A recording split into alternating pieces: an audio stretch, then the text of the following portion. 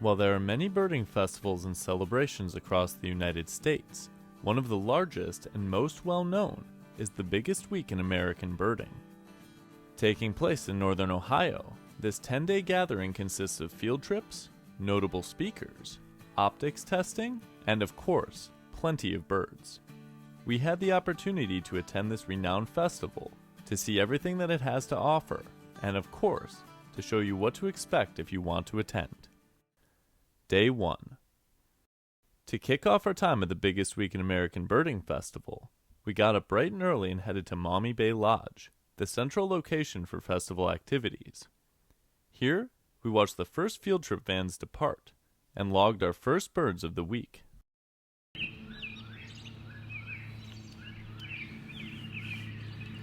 Got a nice nocturnal species, the whippoorwill, that's popping off from this woodline here. Whoa. There it goes.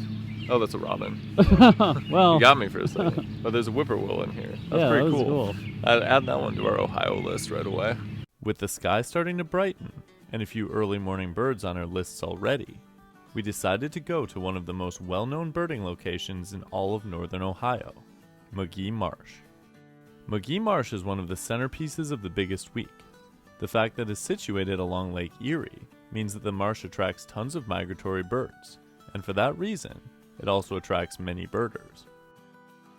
The crown jewel of McGee Marsh is the boardwalk that gives eye-level looks at warblers and other migratory birds. We're on the actual boardwalk here at McGee Marsh, and they have these really nice warbler photos. So even if you're a beginner, you can come and see what species you might see in their spring plumage, and they have the nice McGee Marsh sign. It feels so cool to be in such an iconic location. We got to work finding different species, even though the conditions weren't perfect. Got a northern parula that was just sitting there. Saw a palm warbler too, so accumulating some species for sure. Does feel a little slow. It feels a little slow and it feels a little ominous now that it looks like the storm clouds are coming in. Could we experience fallout? We'll see. Maybe. Rain put an end to our birding at McGee Marsh, so we moved to a different hotspot, Ottawa National Wildlife Refuge, where we could bird from the car. Found a great egret. Actually, found a couple of great egrets, but one was pretty nice and close to the road. You can actually see that green on the face, which is a really distinctive feature of those birds when they're in breeding plumage, so that's pretty cool. And then also a couple of other classic marsh species, Canada goose and then red-winged blackbird, that even though it is raining, was still calling and did not care whatsoever. Gotta love that about the red-winged blackbird.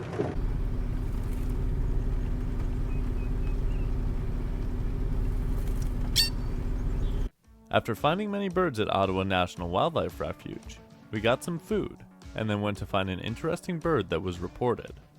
We just stopped and got some coffee. The coffee shop was super cool. It's called Bright House. We met the owner and he was a really nice guy. Gave us some stickers, gave us a tour of the shop and how they roast the coffee. Turns out they're getting coffee from all over the world in a bunch of different kinds. We learned more about coffee than I ever thought that there was to know, actually. So I would highly recommend that place. Now I think we're going to go back to the boardwalk to see if we can track down some more warblers, in particular a Brewster's warbler, which is actually a crossbreed between a golden-winged warbler and a blue-winged warbler. So I guess it would kind of be like a lifer for us because we've never seen that particular hybrid, even though it's not its own species, but we're still going to try. It'd be a cool bird to see. Aaron, one of the guides, found it, so we're gonna head to the location. I'm not sure if at Biggest Week, if when a rare bird is found, there's gonna be a billion people there. I kind of feel like there will be, but it'll be an interesting experience. Excited to see if we can find that Brewster's. Back at the McGee Marsh boardwalk, we started our search for the Brewster's warbler, and eventually noticed the telltale sign that a notable bird was around. A large group of birders and photographers. It was a whirlwind. We saw some cool birds, but it was a massive group of people, which is like, it's cool that everybody gets to see it, but it also feels like you're constantly just in everybody's way. So it's kind of a interesting experience for sure. But nice to have like a lot of eyes looking at stuff, because we found some other stuff. There's scarlet tanager, black and white warbler in there. So I think once you find one thing, you can find other things mixed in. But it's definitely an experience I haven't been in with the crowd like that. After spending some time looking at the Brewster's warbler, we checked out the rest of the boardwalk, finding a lot of different birds. So we've had a lot of good stuff on the boardwalk. I feel like I'm definitely seeing the appeal. It's much longer than I thought, and there's just so much to see. Like, you can go every couple feet and see a new bird. We had an oven bird, there was a bay breast, and there's so many people to help find it. So I definitely am understanding the boardwalk appeal. I'm definitely also enjoying the boardwalk. What's cool is that there's just so many people that will help you see stuff. You know, you'll walk 10 feet and someone will be like, oh, I had this over here. And then you're like, oh, cool, I had this over here. And then you're all looking for the same birds, basically. So it's just a really nice mix of people helping people find cool birds. And there's a lot of them here to see. Next, we went back to Maumee Bay Lodge, checked in, and looked around. So we're walking around the marketplace after checking in. So marketplace is where they have like the tour groups, people selling books, shirts and stuff like that. And then Optics Alley is separate. At some festivals it's kind of together. So here it seems like it's separate. This is more kind of the tour groups and buying things, not optic related. And then Optics have their own Optics Alley section. After attending the opening ceremony, we walked around the lake right outside the lodge and then called it a day. Day 2. For day 2, we went back to McGee Marsh to start the day, this time for a Young Birders Walk. We're back at the boardwalk for the Young Birders Walk, led by our friend Tyler, and it is a lot more crowded today. It's a Saturday, so there's not as much parking. We did find a spot, but it's pretty crazy, pretty windy. We're gonna head to the boardwalk and start birding with some of those young birders. The Young Birders Walk went well, as we found many different species, including some that we hadn't seen yet. Additionally, we found that while the birders were young, they were already very accomplished. Anything around here would be a life bird for you or no?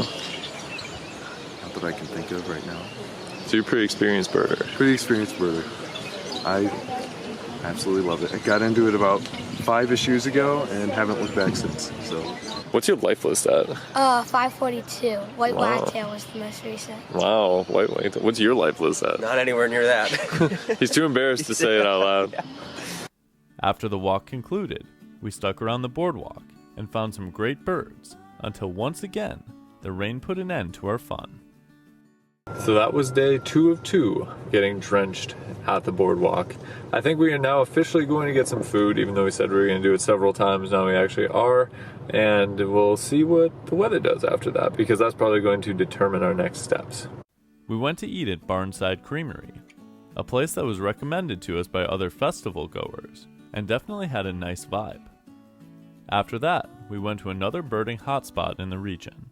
After the rain stopped, we decided to go to Howard Marsh. Some people earlier in the week at a coffee shop actually told us they had some black-necked stilts and other shorebirds here. We haven't had a lot of shorebirds yet, so we're going to see if we can pick up some new state birds here at Howard Marsh. Howard Marsh proved to be a great spot for a variety of marsh species, including shorebirds.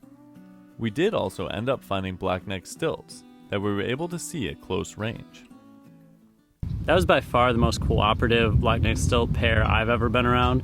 They were hanging out super close, doing a little calling, and it's not just warblers here at Biggest Week. There's a lot to see in some of these marshes and these other hot spots, not just McGee Marsh. To end the day, we went to a spot where barn owls have been known to roost. While we never did get a look at the barn owls, we did hear a woodcock to bring an end to what was a fantastic day. Day 3. On day 3, we headed west to join a field trip in a unique habitat. What a gnarly day.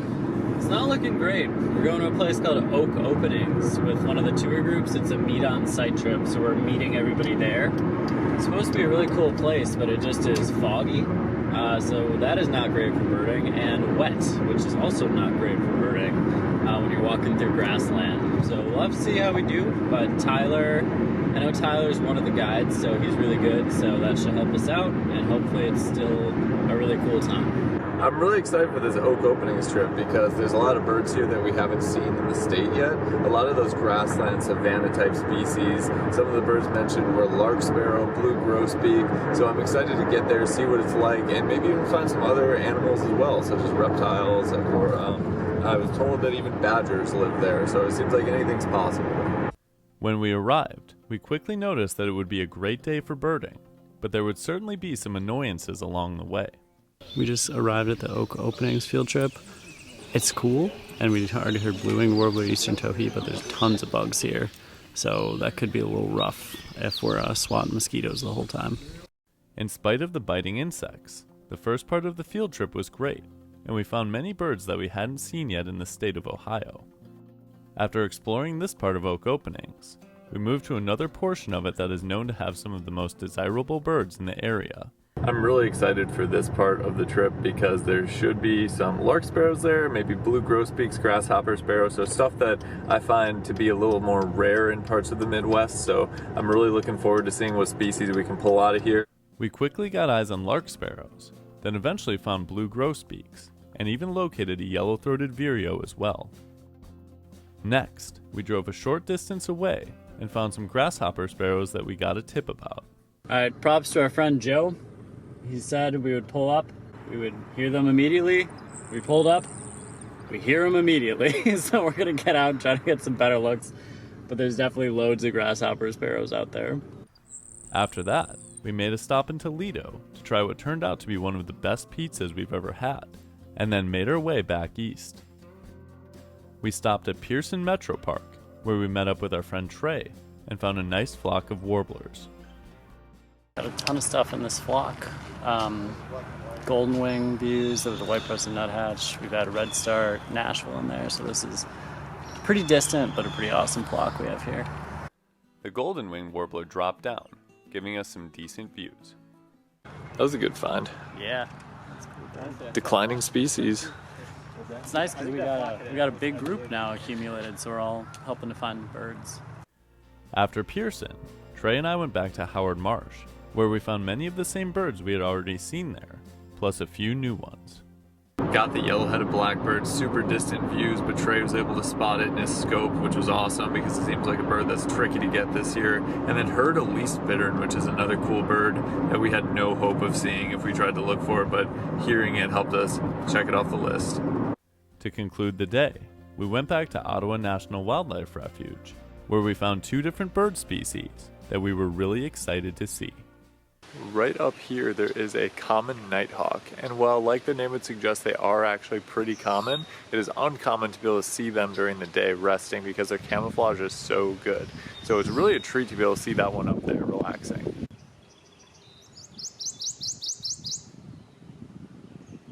I feel like the views of prothonotary warblers keep somehow getting better. Every time I think that it can't be beat, boom, I have another experience that tops it. That was crazy. It was just out in the open so close that I couldn't even film it. So that was a really wild, really neat way to experience that bird that is still singing in this swampy habitat. After finding these birds, we ended the day a bit early to rest up for the days that were yet to come. Day 4. The next day we went back to McGee Marsh. On this day, we wanted to explore the entirety of the marsh, but once again started on the boardwalk. You ready to enter the boardwalk? Yeah, it looks congested, so we'll see what we can find here. The good thing about the boardwalk is that there's a lot of eyes. The bad thing is there's a lot of people. So it's like there's good and bad to it. We quickly spotted many birds, and with the sheer numbers of warblers present, the birders were out in force too. We took some time to chat with some people that are notable in the birding community, and make some new friends too. Hi there, I'm Peter Kaesner and having a great time here on the McGee Marsh Boardwalk. It's great seeing so many new faces and old friends. It's great. I have 3,000 Facebook friends, but I haven't met any of them. So it's great to see people that I've been following virtually for so many years and actually see them in the flesh. And the birds here, warblers at eye level, even the female red-winged blackbird just hanging out just a few inches away from the visitors here. So having a great time and enjoying every minute of it. So far, we've seen Cape May, American Redstart, Blackbirdian, Black-throated green warbler. Yeah, it's been a pretty good day so far, even though we're just by the entrance. Yeah, we go birding other places and you can see them, but not 5 feet from your face. They're usually, it's pretty crazy. You get your binoculars, you can see them from a distance, but on the boardwalk, it's crazy how they just fly. I mean, we had one literally land a foot from us. And it's pretty crazy. cool. We kept birding the boardwalk with our new friends, finding a variety of different warblers and an owl species that everyone was excited to see. Absolutely adorable eastern screech owl up in the tree here. Tons of people got to see it. It is definitely a fan favorite of everybody on the boardwalk, and it did come on the open, preened a little bit. It was a really nice experience for everyone. Next, we went to the estuary trail that gave us some views of marsh birds in addition to more warblers. Before leaving McGee Marsh, we stopped at the visitor center and took a look around. After that, we went next door to Optics Alley. All right, we are making a stop at Optics Alley. So basically they have a tent set up and you can go in, check out the different optics companies. They should have places with different scopes, binoculars. You can go in and test them. So let's see what Optics Alley has to offer. Optics Alley has scopes and binoculars from many of the top brands in the business and gives people the chance to test them out. We were even lucky enough to try out some cutting-edge products. So 10 days these will be released? Yeah, May 16th. So this is like a sneak peek at this festival of this item that's not even out yet. Yes. That's crazy. After Optics Alley, we went to go eat at a place that has become a must-visit for birders at the biggest week. We're at a place called Blackberry Corners now, and this is a place where you're supposed to go to get lifer pie. So when you get a life bird, you get to have some pie here, and they also have pizza and other things. So we're going to give it a try. It seems like it's a staple of the area. Having gotten our first ever taste of lifer pie, we went back to Maumee Bay Lodge, where we attended the nightly raffle and awarding of pins for life birds. All right, is that everything for lifers? You counting Brewsters or no? Yeah. From the other day. All right, you got the Brewsters? Yeah. Brewsters Warbler. We got a pin. So if you get a lifer, you got a pin. The last update is we're up to 209 species. We then went to Bird Trivia, where we assembled an all-star team and placed in the top 5. Badgerland in 4th and 5. Let's go, squad. Day 5. To start the day, we headed east to join an accessibility field trip at a place called Meadowbrook Marsh. We met up with the other participants and got to work finding different birds, with our primary targets being warblers. Got a yellow warbler in my sights. Looks like it's getting some food. Can you see? We've had some incredible views of yellow warblers here, and I feel like they've really been a star of the festival, just giving amazing views. So for anyone who is kind of getting into warblers for the first time, they're a great one to learn because they seem to just be out in the open here. We made our way through the forested area, and then along the edge of the water where we found some marsh birds. After the trip concluded, we did a little more birding on our own, before once again going back to McGee Marsh. This time, it wasn't so much about spotting birds, as it was about talking to other birders and having them participate in a trivia challenge. Trivia was good. It was fun. People of kind of all different levels. I feel like we asked questions from a lot of different spaces. So it'd be like a bird ID and then a song. And then if it was a song they weren't familiar with, it's tricky, like geographical stuff.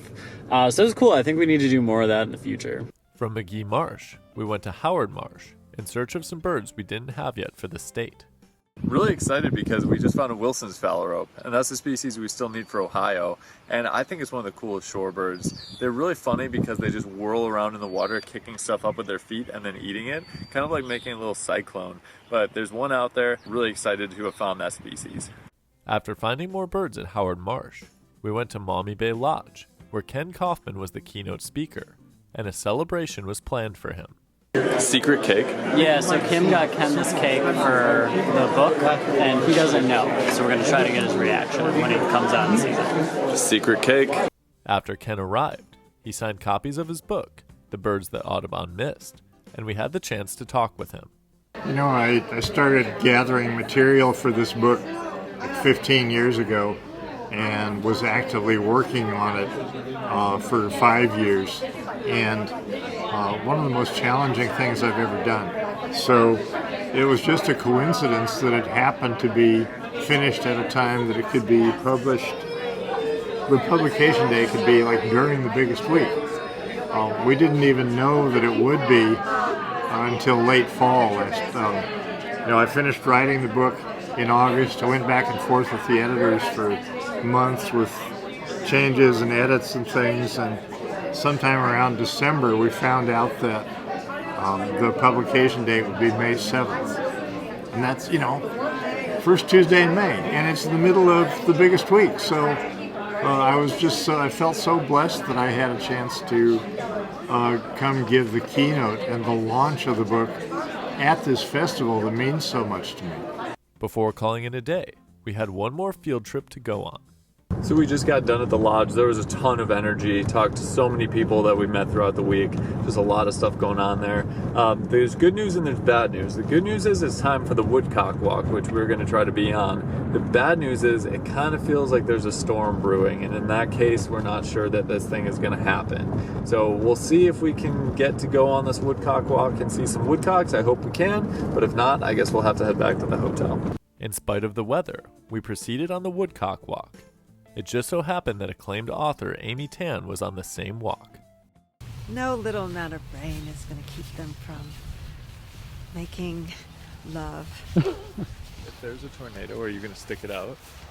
A little tornado or a big tornado? Medium tornado. If it lifts up a woodcock and that's all, then I'll stay. We ended up hearing the woodcocks before the storm hit, and ended the day without getting rained on.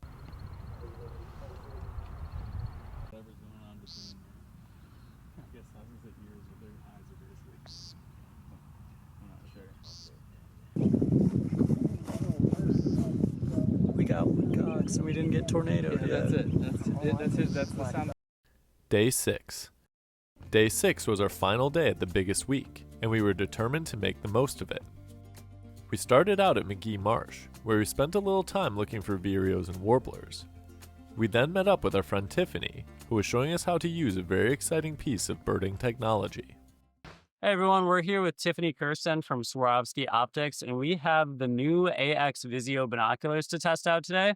They're a really innovative product, and they're the first binoculars that are supposed to be able to identify birds for you, and they have a couple other cool features as well. So Tiffany, can you tell us a little bit more about what these are and why people should be interested in checking them out? Yeah, so the AX Vizio is the world's first smart binocular. It has essentially the Cornell Merlin technology built into the binocular, and it has several features. The main one that most folks are typically interested in is the bird ID feature. So you can focus on a bird and basically take a photo and identify the bird at the same time. We birded the estuary trail while testing the binoculars and getting a feel for their capabilities. We just got done testing the AX Vizio. It's really fun to use. Doesn't always get the ID right, but it's nice that it takes the photos and gives the confidence rating. So I think it's a really cool tool. I call things like these luxury birding items. Like if you have the money to spend on it, it's definitely a cool thing. Might not fit in everyone's price range, but definitely neat to test out. We looked around the estuary trail longer, encountering some different birds, including another prothonotary warbler and an elusive water thrush. We moved on from McGee Marsh, visiting the boardwalk entrance one last time before going to a new location altogether. We just left McGee Marsh. We're going to go to another marsh called Metzger, which is one that we actually haven't been to yet. So it's one of the few places in the immediate vicinity that we've heard a lot about but haven't gotten the chance to visit yet. So now we're actually going to do that. We'll see if we can find any more first-of-year birds for the state of Ohio, but I feel like we're kind of running out of easy ones that we can get, so any bonus bird would be great. We started searching Metzger Marsh when we noticed a bird that was rare for the area. We just heard a prairie warbler, which I think would be pretty rare for this area. So if we can get some eyes on it. There it was. That's 100% a prairie warbler. We spent a long time trying to actually get eyes on the prairie warbler, and with the help of many birders that arrived on scene, we finally did. With an extreme group effort, we were able to track down the prairie warbler. There was a guy who finally got eyes on it. He said they actually nest in his backyard. So he was very familiar with prairie warblers, and he was like, I could just tell it was right above me, and it actually was above him. Didn't get great media of it, but did get some videos, which is really nice. I feel like we really contributed to the festival now, finding a rare warbler. It's the ultimate experience of the biggest week. It's getting that rarity and letting other people in on it too. To end the day, we went to the Maumee Bay Lodge for a banquet and Amy Tan's keynote. After the keynote, we reflected on our time at the biggest week. So this is our last night at Biggest Week, and we wrapped up the banquet and Amy Tan's keynote, and it's very quiet here. It feels kind of like, not that the energy is winding down for everyone, but kind of just for us, so we're taking it all in because the festival continues. Unfortunately, we have to head out, but we had an incredible time here at the Biggest Week. Our time at the Biggest Week was a lot of fun. The wide variety of migratory birds, people to talk to, and activities to participate in made for a fantastic week at one of the most popular birding festivals in the country. If you're interested in attending the Biggest Week Festival, take a look at the link in the description below. And if you want to see more detailed videos from our experience in Ohio, watch one of these. And as always, thanks for watching. We'll see you next time on Badgerland Birding.